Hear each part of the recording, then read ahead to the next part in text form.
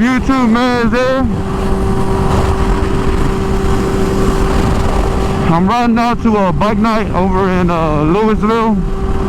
So I figured I'll talk about the new shock, because I already rode the bike, and man, it rides 10 times better than what it used to. But overall, the reason why I upgraded the shock was I've always wanted a bike with a full suspension. I never had one, right?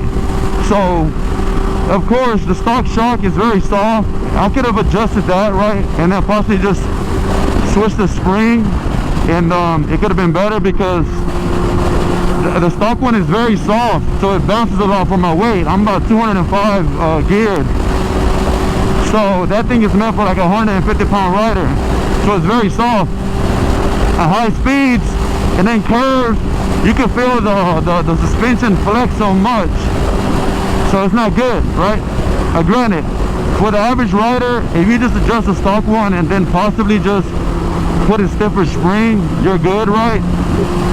But obviously, you know, we kind of push we push it a little bit over here, you know?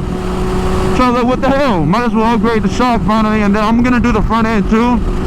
I'm gonna get some Olin's cartridges, so I'm not sure when, probably maybe in a month or two, I don't know.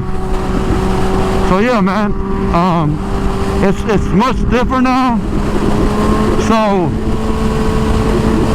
it rides 10 times better, literally 10 times better, because the shock is stiffer. The shock is stiffer than flex in curves and turns, and when you're in turn, when you throttle out, it doesn't flex like the OEM would. And bumps, it takes bumps and just hits them, and you just keep going, versus the suspension doing all this crap right here, you know?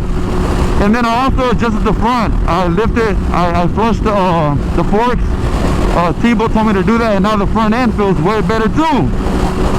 Like I don't know how to really describe it, right? But when it was stock, the front end, because this helped a lot too, the front. We raised it a little bit. We adjusted the preload, and then the tension and the compression as well. And all this, T-Bo helped me out with this. He told me what to do. I mean, I didn't do it myself. He helped me. He just told me what to do, and I just adjusted it. But before the bike, when I was in a lean or a turn, whatever, like it'll get to a point where I feel like the front end, I'm not like the front end wouldn't give me any feedback. What I mean by that, right? Whenever you're in a turn, right, I can feel the front. I can feel the front tire, you know, on the pavement, on the concrete, whatever, right? Before, I would go into a lean, right, and once I get so far over, I get no feedback from the front tire. It feels like it's floating, which is a scary feeling. It's not supposed to feel like that. But now that T-Bo told me to raise it up, right, and then adjust it, now I can feel the fucking front tire giving me feedback and tracking in the turn. So it gives more confidence, you get more grip. So overall, the bike right now, it's like before, say when it was stock, right, I would push my bike to like say 90% of my limit, right, where I feel comfortable, right? But now with this setup, right, I can push it to that 90%, and now I feel like I have another 40% that I can push it, because of the confidence, because of the grip, because of the suspension on how it's giving me feedback with the rear shock and now the front. So again, big shout out to T-Bo. Like I said, I'm gonna do the front Olin's cartridges in the front. It's gonna make it even more better, but I love this shock, and I wanted to take it out to some twisties that are like 30 minutes from my house, but I wasn't able to. But yeah, man, we're gonna put up to this bike night. Like I said, I just wanted to give you all my thoughts on the shock and how the bike is set up now, man. So one other thing too,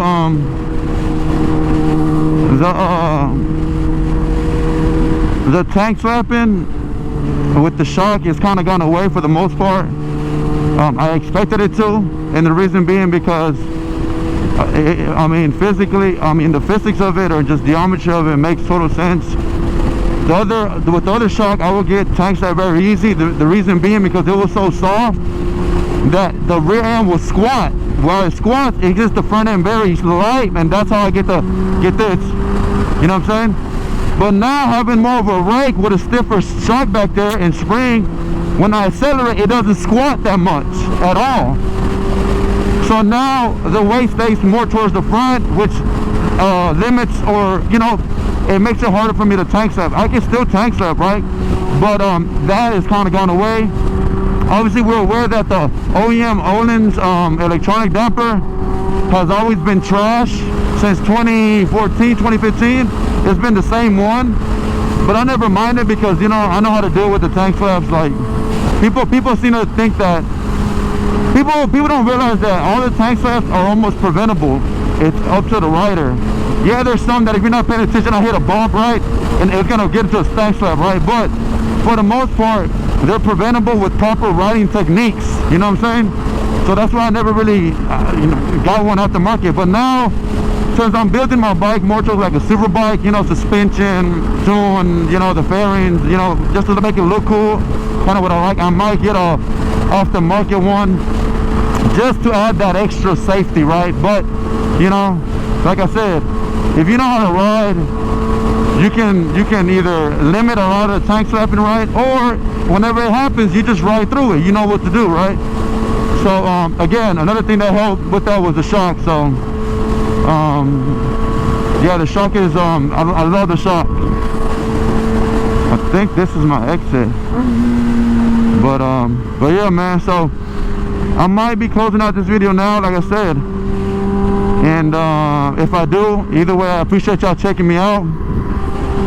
Let me know what you want to see, right? Let me know what you want to see ahead. And then yeah, man, just I appreciate y'all commenting, liking my stuff or whatnot. I think it's kind of boring in my opinion, but whatever, right?